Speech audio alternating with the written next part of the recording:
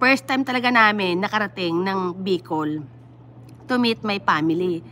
My mom's part of the family. Na-meet ko lang siya talaga nung namatay yung nanay ko. Kasi ganun talaga yun eh. Medyo malayo kasi sa Manila. Ayan, ang alam ko, magbabakasyon ka talaga, di ba? Yun ang usapan natin before. Oo, magbabakasyon ako, pero ang plano kong bakasyon next year, February. Pero yung uwi ko talaga last month, biglaan yon kasi yung nanay ko talaga nawala siya. So, hindi ko pa talaga plano umuwi for vacation. Ang bakasyon ko talaga next year, 2026, February talaga. Kasi February talaga ako umuwi.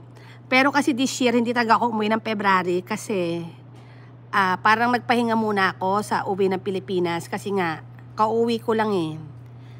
Nung namatay yung tatay ko at yung kapatid ko, di ba?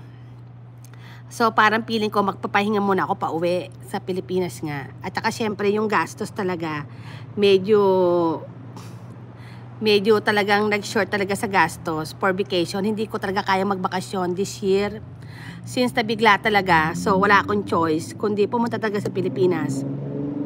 Pero yung yung ano ko talaga, oo kuya, kaya sabi mo nga sa akin medyo malungkot talaga ako. Oo, taka yung medyo shy ako nung nagpunta ako ng Batangas. Hindi lang ako talaga masyadong overactive talaga that time. Oo, kasi talagang may pinuntahan lang talaga kami. Dumaan lang talaga kami sa inyo. Ayun yung mga panahon talaga na na hindi ko talaga sinabi na wala talaga nanay ko, Kuya Chef. Oo, kaya pasyensya ka na talaga.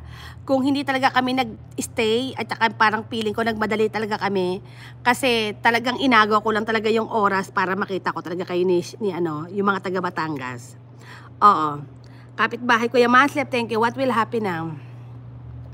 Ay, hindi ko alam. Oo, Kuya Robert. Oo, ngayon ko lang talaga nakwento sa'yo. Kuya. Kaya nga, baka kasi sa mga video ko, baka may nagtatampo na hindi ko sila napasyalan. O kaya nakita kasi nila na nakapasyal kami sa Batangas, parang ganon. Pero talaga, sa totoo lang, may pinuntahan talaga kami sa Batangas. Nagpasama lang ako kay Kagawad that time. Na sabi ko, nandito rin lang ako sa Batangas, puntahan na lang natin sila, Kuya Chef. Kasi nga, hindi naman talaga ako nagbabakasyon sa Pilipinas. Nagluluksa talaga ako nung umuwi ako ng Pilipinas. So, yung bakasyon ko talaga, next year pa talaga yon.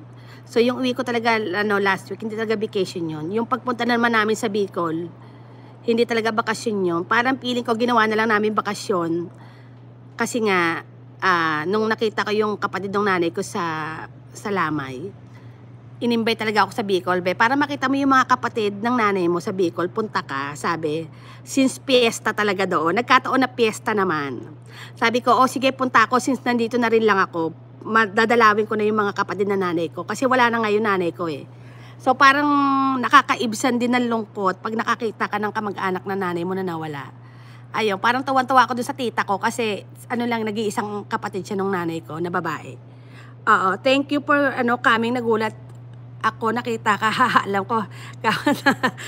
Kuya. O sige kuya, tapos na yung aking lunch, mga kapitbahay Oo, kaya mga kapitbahay, sa totoo lang sa mga panoorin nyo tong aking live, sa mga hindi ko nadalo sa Pilipinas, sa mga yung parang nag-e-expect sila, nadadalawin ko sila, na ganoon. Pero sa totoo lang talaga, hindi ako nagbakasyon sa Pilipinas, mga kapitbahay.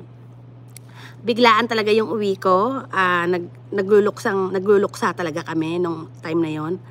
So hindi talaga ako, yung video talaga na with Kagawad and Brian Kajetski, talagang lang yon, talagang wala talaga sa plano. Since nandun talaga kami sa Batangas, meron talaga kami sinadya doon.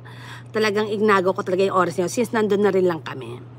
Kaya nga parang feeling ko, iba talaga yung feeling ni Kuya Robert sa akin. Medyo nahiya daw ako. Hindi niya alam, medyo hindi talaga ako masyadong energetic talaga nung time na yon. Oo, kasi nga, ganun nga nangyari. So, sa mga viewers ko, mga kapitbahay, dito ko lang po talaga sasabihin na yung pag-uwi ko sa Pilipinas, hindi po talaga ako nagbakasyon doon. Nagluluksa po talaga kami. So, yun lang po yun. So, yung mga video na in-upload ni Kagawad, kaya nga wala akong video, si Kagawad lang talaga. So, sa video na talaga, medyo masaya talaga doon. Pero yung mismong ako talaga, wala talaga akong video. Meron ako mga konti lang talaga. Ayan, for coming. O sige mga kapitbahay, dito na lang. Love you all mga kapitbahay. Thank you so much everyone.